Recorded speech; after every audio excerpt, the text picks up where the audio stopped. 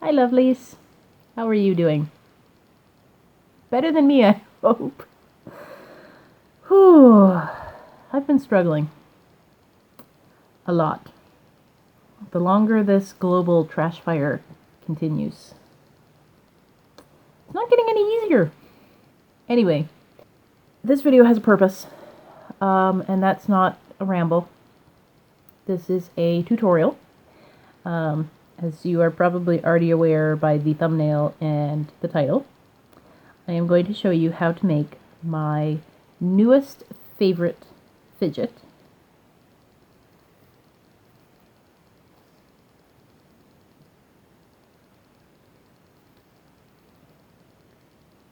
A maze bracelet.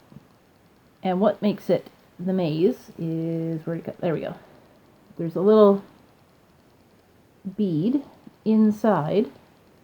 There's channels sewn, so you can move the bead around the bracelet. It's very simple. It just goes back and forth and back and forth.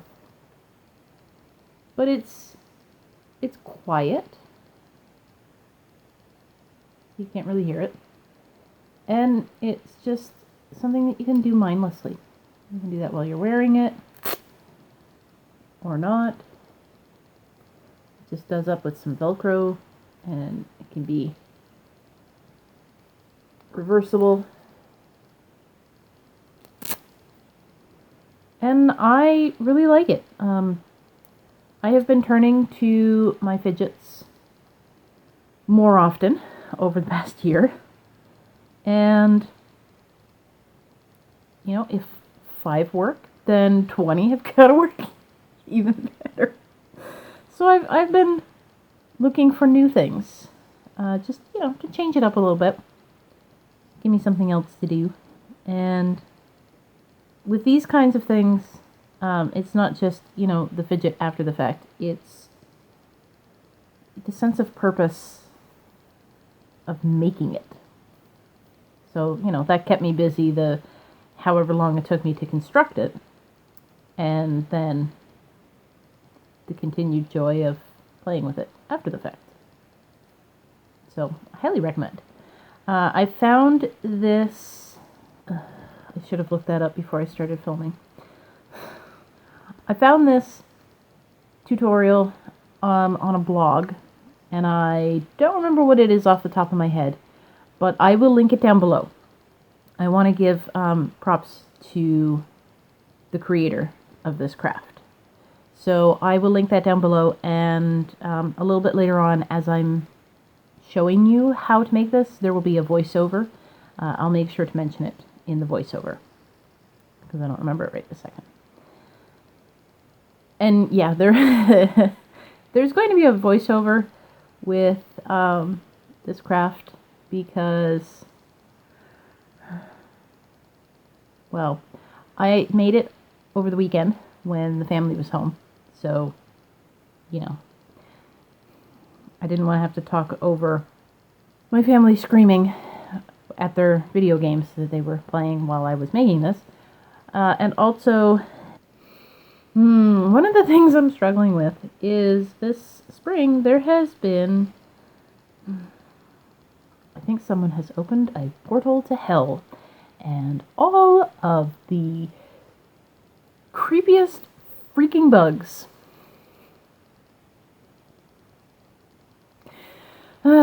Every day.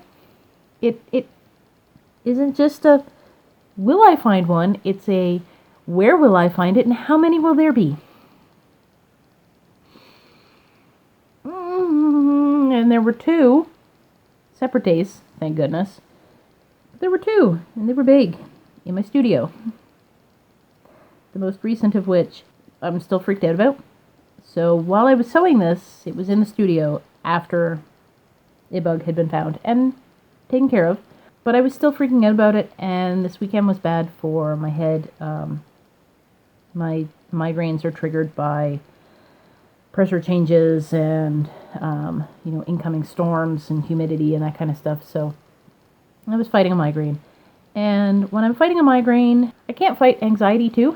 So if I'm dealing with anxiety and a migraine, the anxiety kind of makes the migraine worse, and the migraine makes the anxiety worse. And it was rough. I had to literally force myself to stay in the studio long enough to sew this. Thank goodness it was a quick craft.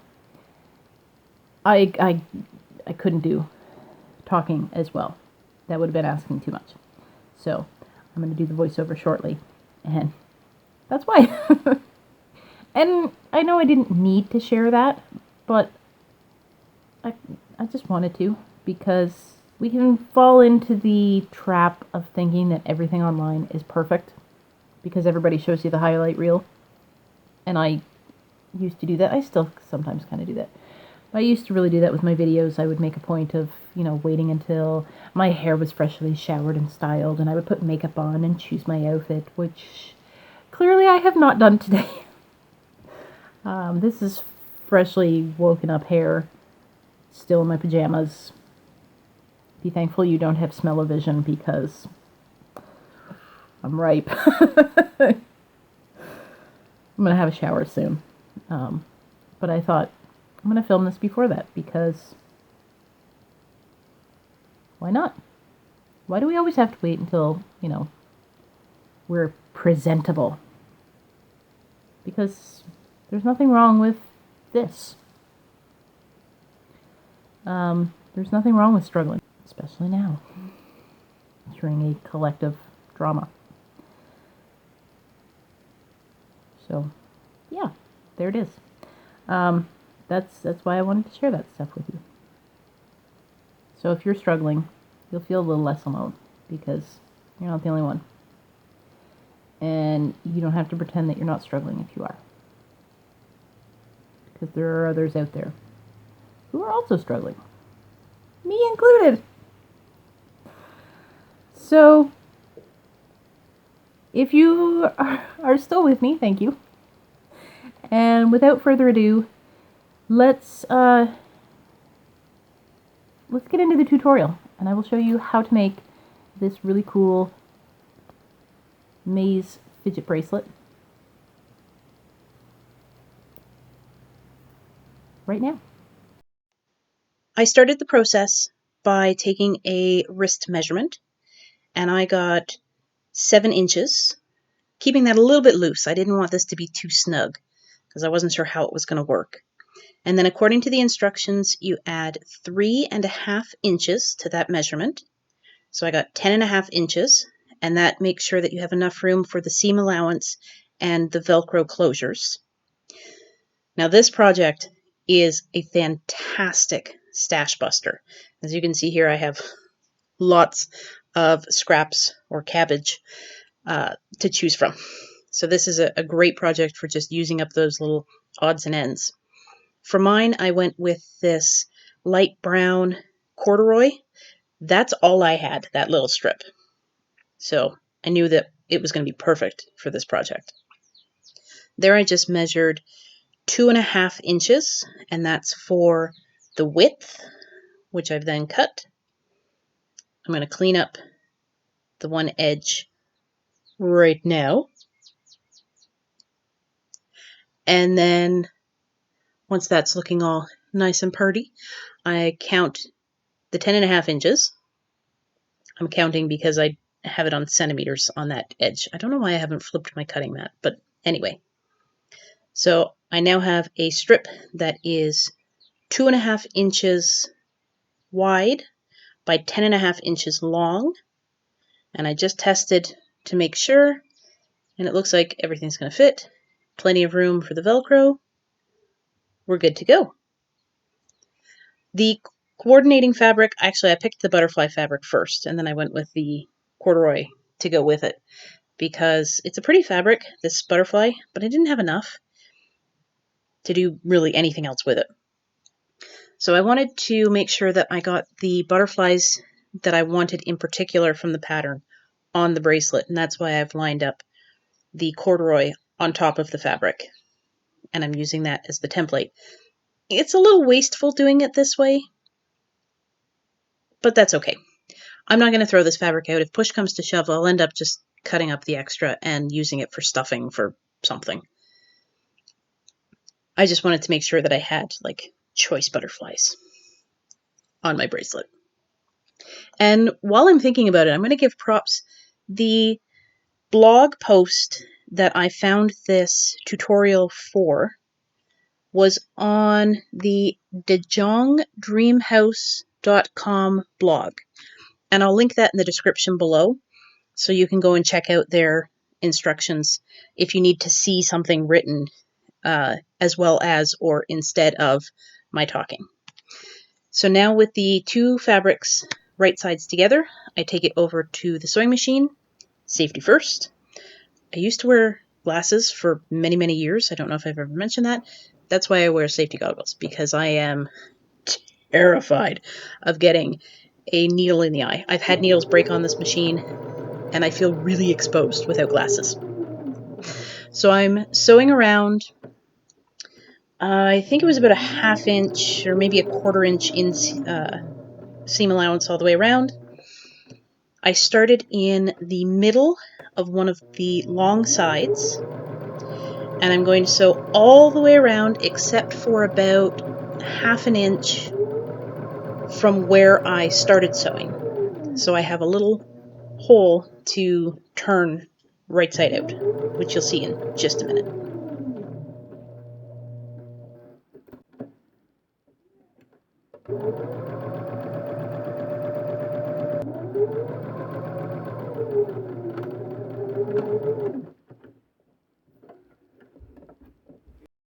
Here is that little opening that I just mentioned for turning the fabrics, well, inside out, but to the right sides.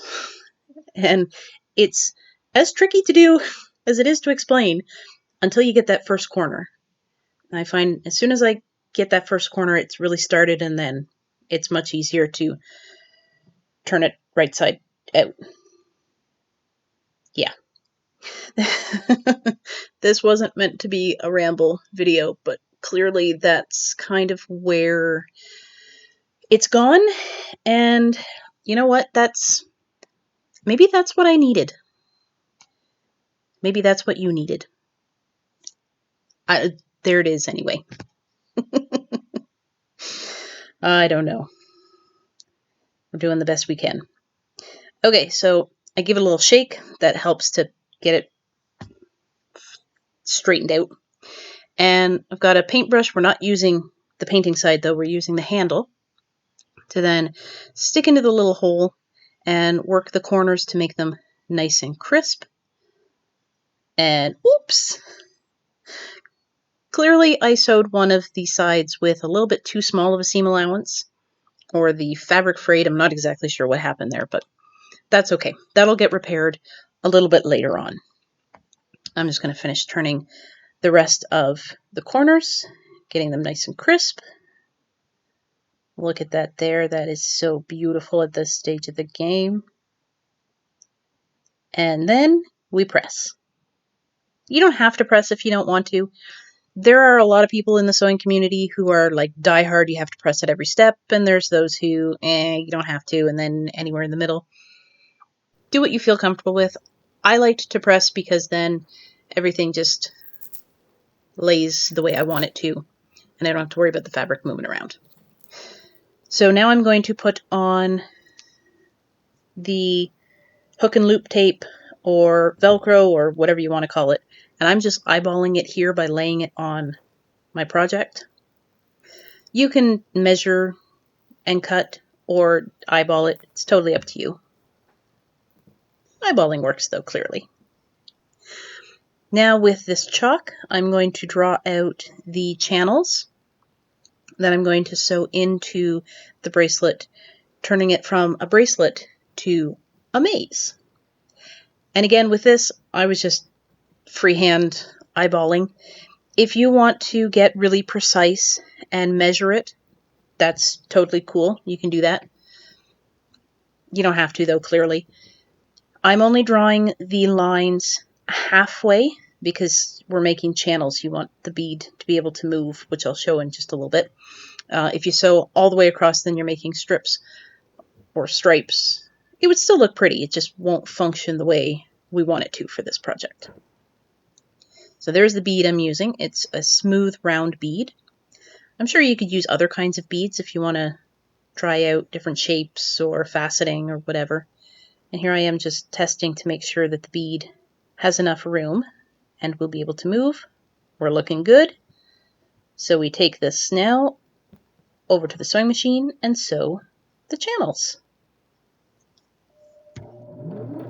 To sew the channels, I started in the center and then sewed out to the edge for every single one. I personally found that easier to figure out where I was going to start my sewing as opposed to where I was going to stop, just to ensure that I didn't sew too far so that the bead wouldn't be able to pass from one channel to the other. So that's just my helpful tip.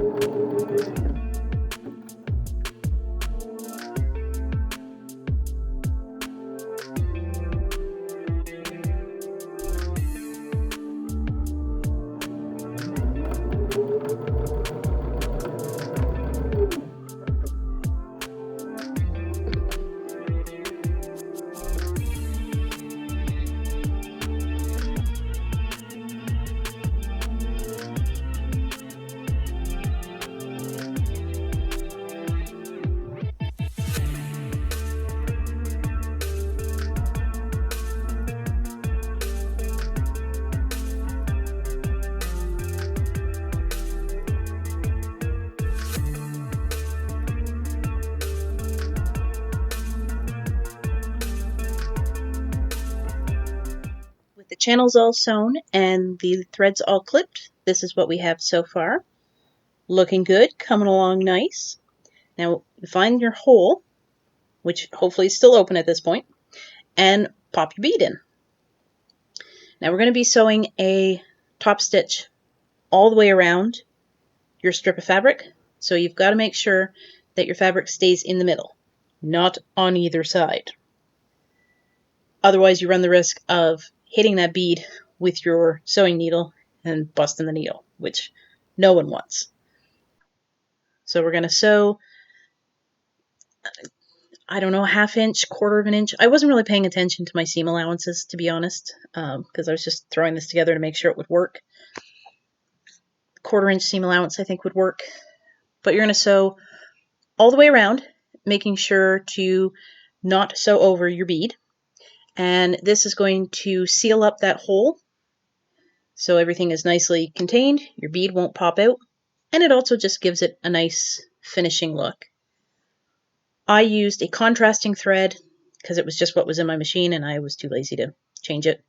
But you can use a matching thread if you'd like so it blends in.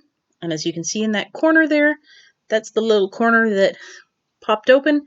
Well, now it's sealed as well. So fantastic.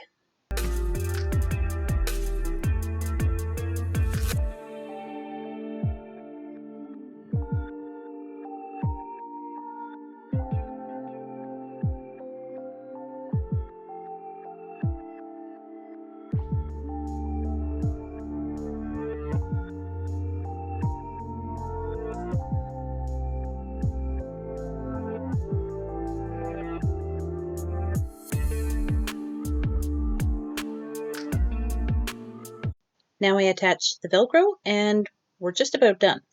So Velcro, if you don't already know, has two sides.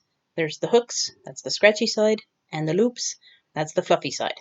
I have started to sew the scratchy hook side onto one end of the butterfly print side of my band.